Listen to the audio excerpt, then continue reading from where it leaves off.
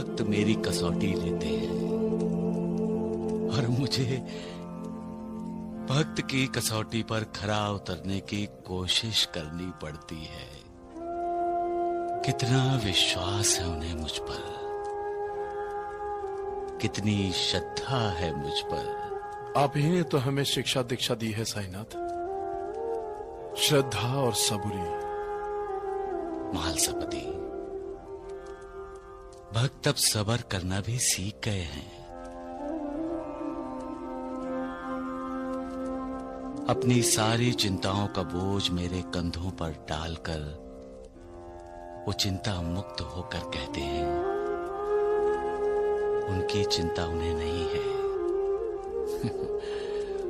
मुझे है। बात तो सत्य है साईनाथ। एक दूसरा भी सत्य है महालसापति, जिसे मेरे भक्त अनदेखा कर देते हैं। मैं किसी के प्रारब्ध में हस्तक्षेप नहीं कर सकता, होनी तो होकर ही रहती है। अपने पूर्व जन्मों के कर्म फल से किसी को भी छुटकारा नहीं मिल सकता।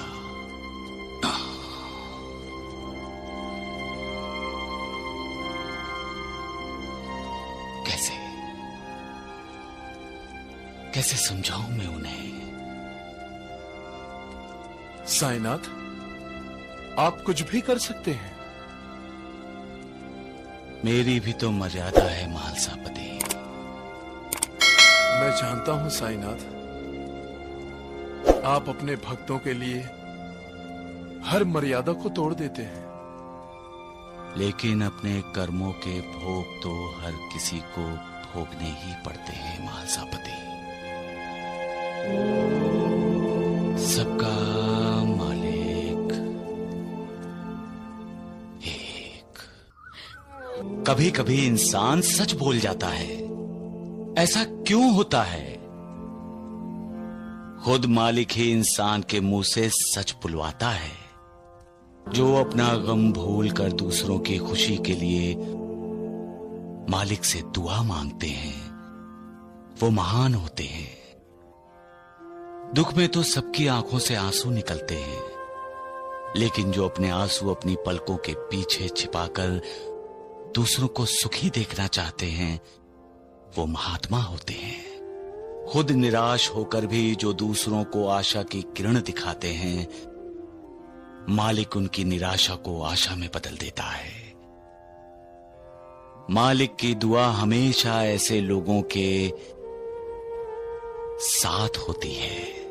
मालिक ऐसे लोगों पर कृपा करता है, और जिन पर मालिक की कृपा होती है, उनसे खुशियां और सुख दूर कैसे रह सकते हैं? सबका मालिक एक। मालिक भी क्या क्या खेल रचाता है। पहले मिलाता है, फिर बिछड़वा देता है, और फिर से मिला देता है।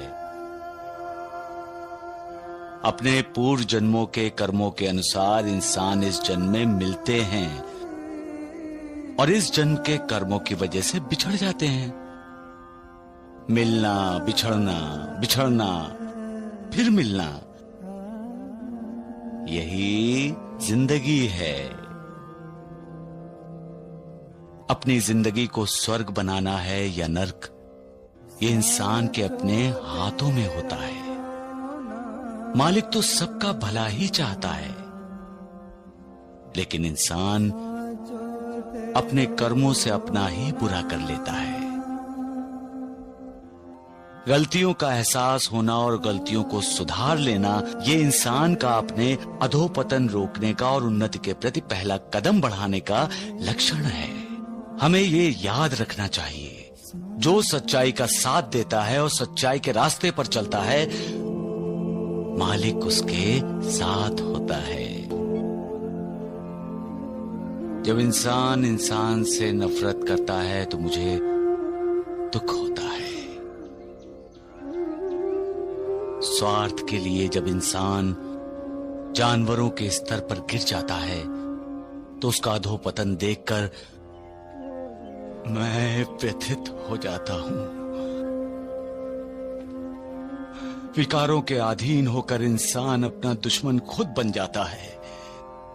वो विकारों को अपना दुश्मन क्यों नहीं बनाता, विकारों से क्यों नहीं लड़ता और अपने आप को मालिक की भक्ति में क्यों नहीं लगाता?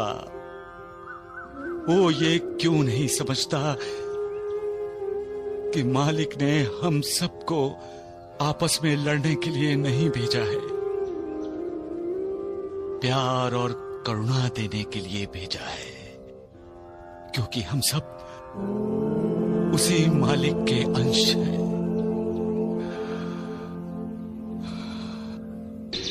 स्वार्थ में इतना अंधा हो जाता है वो कि उसे न दोस्त दिखाई देता है, न भाई, न मां, न बाप।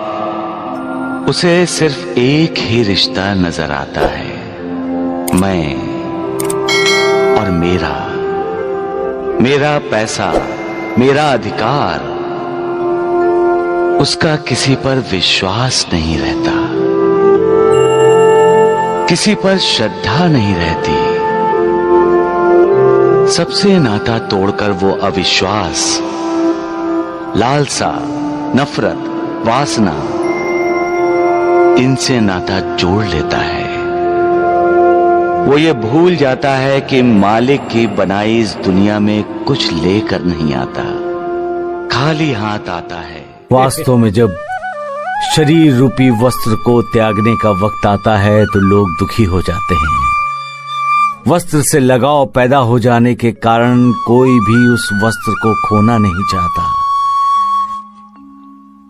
यहां तक कि जिसने उस वस्त्र को धारण किया है वो भी वस्त्र बदलना नहीं चाहता, क्योंकि शरीर रूपी वस्त्र को त्यागने का मतलब है जिंदगी को त्याग देना, उससे हाथ धोना।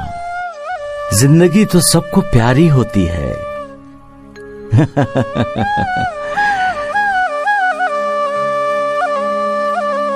मौत के उच्चारण से ही इंसान दूर भागता है। सिर्फ ज्ञानी तपस्वी ही जब शरीर रूपी वस्त्र को त्याग करने का समय आता है तो उस समय उसका स्वागत करते हैं, क्योंकि वो जानते हैं कि शरीर रूपी वस्त्र को बदलने का अर्थ है मोक्ष मुक्ति की तरफ जाने वाले रास्ते के कई दरवाजे में से एक दरवाजे का खुल जाना। बाकी सारे अज्ञानी आसक्ति के बंधन में अटके पड़े रहते हैं, कोई रिश्तेदारी के बंधन में तो कोई प्यार ममता के बंधन में, कोई जमीन जायदाद के बंधन में तो कोई हीरे जवाहरात सोने चांदी के बंधन में। सारे के सारे ज्ञानी मोह माया में अटके पड़े रहते हैं। मुक्ति का दरवाजा सामने हो फिर भी उसे खोलने के लिए दस्तक नहीं देते।